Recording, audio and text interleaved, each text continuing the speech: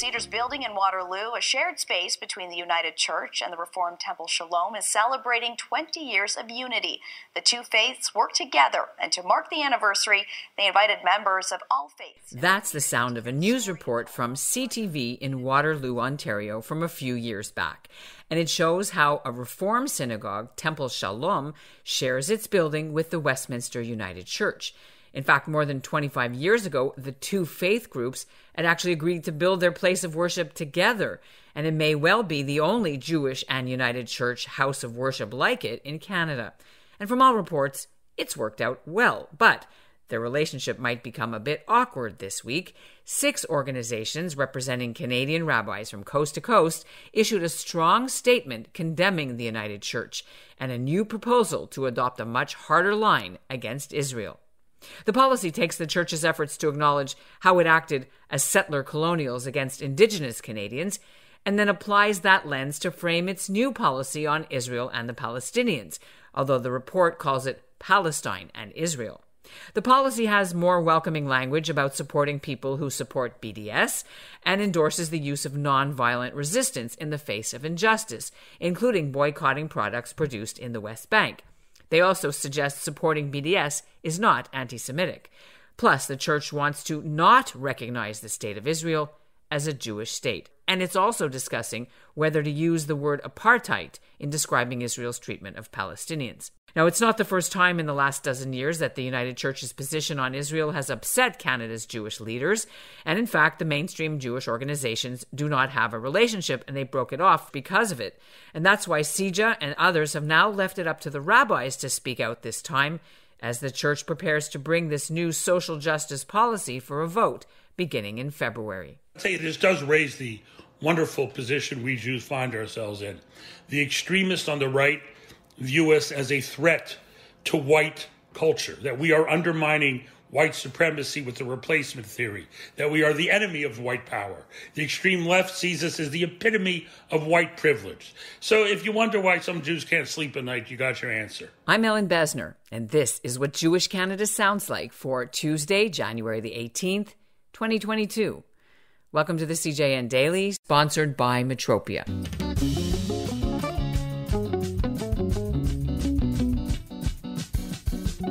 The CJN Daily obtained a copy of the United Church's 23-page report. It's the result of 2 years of consultation by a small internal task force set up and led by the Reverend Martha Turkile, who used to be the leader at Toronto's Bloor Street United Church. They did interview 2 Toronto rabbis, Michael Dolgan and Elise Goldstein, who were there officially representing the Toronto Board of Rabbis. The church also consulted 1 Jewish group, Independent Jewish Voices, which strongly supports BDS.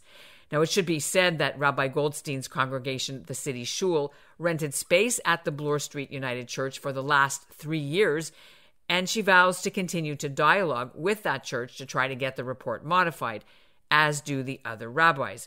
And coming up, we'll speak to some of them about whether their public statement will do any good in this long-standing and fractured relationship with the 2 million people in Canada's largest Protestant church. But first, here's what's making news elsewhere in Canada right now. I'm Ashley Waxman Bakshi in Herzliya, Israel, and this is what Jewish Canada sounds like. Prime Minister Justin Trudeau has issued a statement marking the anniversary Monday of Raoul Wallenberg Day. Wallenberg was the Swedish diplomat who saved 100,000 Hungarian Jews from deportation by the Nazis during the Holocaust in 1944 and early 45. Trudeau called Wallenberg a remarkable hero and humanitarian. Wallenberg issued Jews diplomatic passports, he set up safe houses and soup kitchens, but when the Russians liberated Hungary in 1945, Wallenberg was arrested and disappeared into the Soviet Gulag. Some reports say he died there in 1947, but his family and the survivors are positive that is a lie, and they're renewing calls for justice, and they want Russia to turn over evidence about what really happened to Wallenberg. Canada made Wallenberg its first honorary citizen back in 1985 and designated January 17th as the annual Raoul Wallenberg Day here for the date when he was arrested. And joining me now to speak about the United Church's policy proposal are Rabbi Baruch Friedman Cole, Rabbi Emeritus at Toronto's Beth Tzedek Synagogue, and Rabbi Reuven Pupko of Montreal's Beth Israel Beth Aaron congregation. How did you find out about this? How did it come to your attention? We have many friends in the United Church of Canada. Unfortunately, they are far from the majority, and documents and discussions are shared with us, and we react. But again, this issue doesn't start in this year or last year. The issue with the United Church of Canada goes back many years. Their positions on Israel are well known to us and well known to members of the Jewish community. They've had a jaundiced view of Israel for many years, and so this is not a shocking development by any stretch, but it continues to be at the very least an irritant, but always profoundly disappointing. Right, and again, I want to add to that. In previous encounters with the UCC, it has also led to the dissolution not only of our relationship with the United Church of Canada, but the entire Canadian Jewish Christian consultation ended as a result of the positions taken by the UCC. And we have instead developed bilateral relations with different religious groups, such as with the Catholic Church. And they attempted at one point to try to hold it all together, but were unable to because the UCC was so strident in the past. And as you can see from the proposals now, it's strident. It remains strident and very difficult for us. And frankly, it doesn't really help the process in Israel and with the Palestinians at all. This has been going on, it's not the first rodeo, as you said, back in 2009 and 2012. And that's when sort of even Rabbi Bulka and other people, may rest in peace, went physically to Kelowna, and they tried to, stop it on the floor, as they say, when we were meeting before COVID.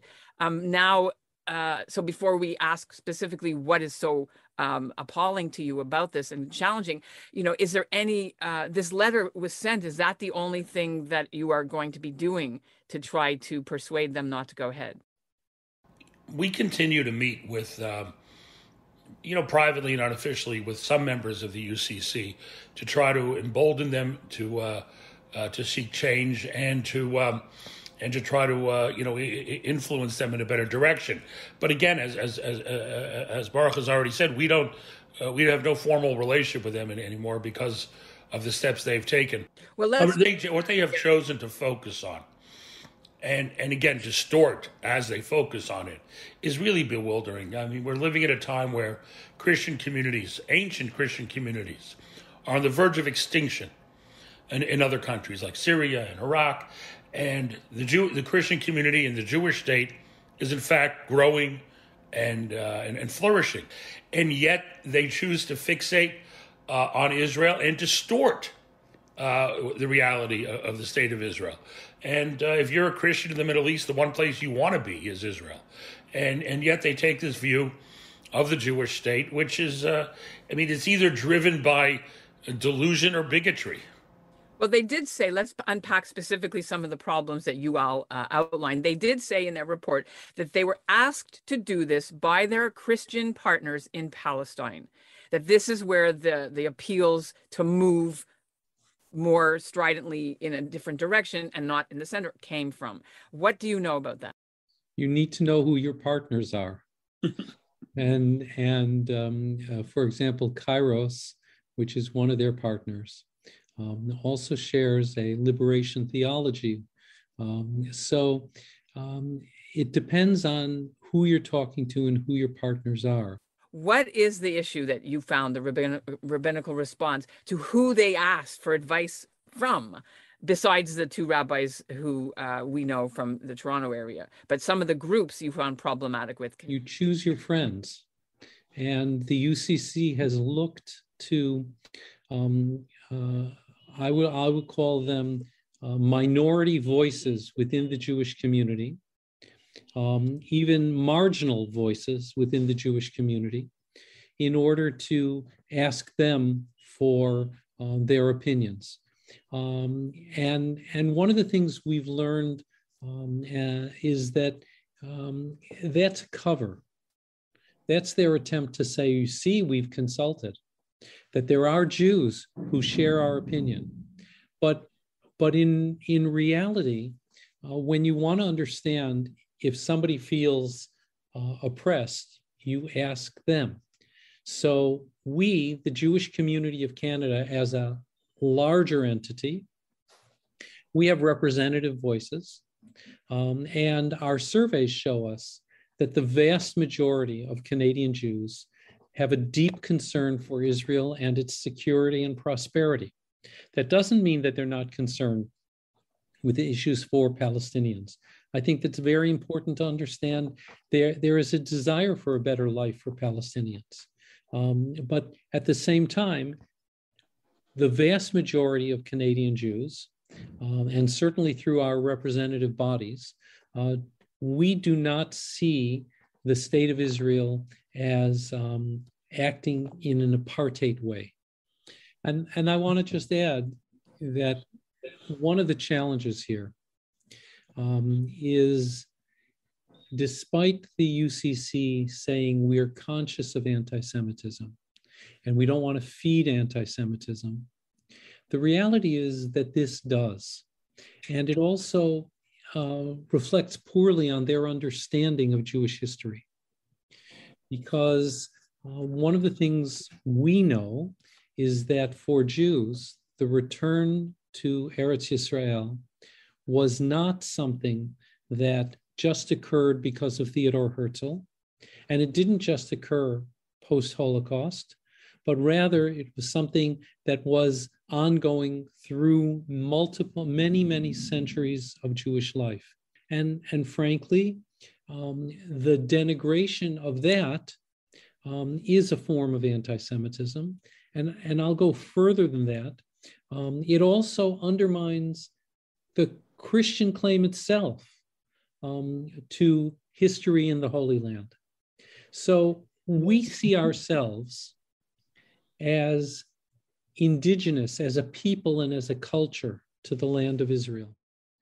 That is not to say that Palestinians don't have their own sense of being rooted, of being tsamud in the Arabic, of having an indigenous quality.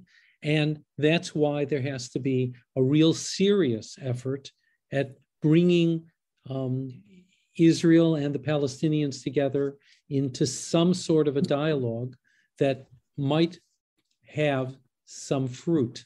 All right. So to end off, this is stuff we've heard a lot, but it seems that the position of the church is going down the much woker, harder line road than before. Who's to blame? Where did this come from? Is it the new moderator? Is it where is this from?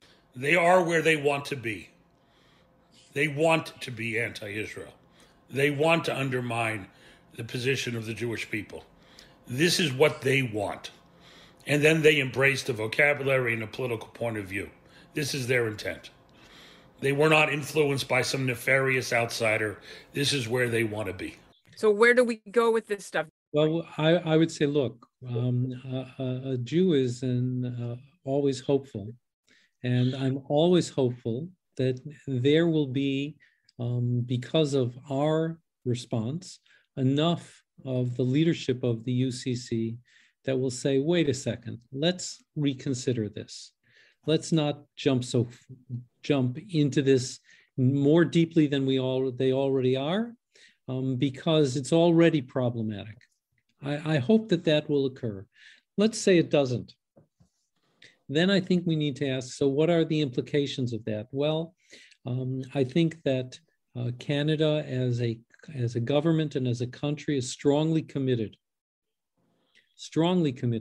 to support of Israel and to the possibility of a two-state solution. I think that that will remain the case. We did not respond to their report because we thought in any way it presents any danger to the Jewish state. What the UCC says is completely inconsequential to the state of Israel and to the future of the Jewish people. They are barely influential in Canada, let alone anywhere else. Their attendance is dropping. Their churches are closing. We answer them because it's the principled thing to do when lies are said, is to speak the truth. At this point in the history of the Jewish people, and the history of the State of Israel, the UCC will have no impact on the future flourishing of the Jewish state or the Jewish people. We did reach out to the United Church for an interview, but the Reverend who chaired the task force says she can't comment until church leadership does. Meanwhile, the city shul is moving out of the Bloor Street church site soon, as is the United Church congregation itself, because the whole area is being redeveloped into condos. The Reverend told us they're hoping to move back in about 4 years, and they hope the city shul will too. You can read the rabbi's statement. We put the link in our show notes. And that's what Jewish Canada sounds like for this episode of the CJN Daily, sponsored by Metropia. Integrity, community, quality, and customer care. Today's listener shout-out goes to Howard Fremeth in Ottawa. He wrote in to say how he enjoyed our story back in November about the woman who plays the Dominion Carol on Bells in the Peace Tower on Parliament Hill. And we'll end the episode with a bit of Canada's Special Envoy on Anti-Semitism and the Holocaust, Professor Erwin Kotler, speaking Monday at a virtual event for Raoul Wallenberg Day by the Hungarian Embassy in Ottawa. And with a combination of ingenuity and inspiration and bluff and bravado, he mobilized the diplomatic community and others. And for the next 6 months, they saved 100,000 Hungarian Jews, more than any other government or group, while the international bystander community was characterized by indifference and inaction. An important lesson for us today. And so Raoul Wallenberg's heroic life and legacy can serve as inspiration for us all in these times.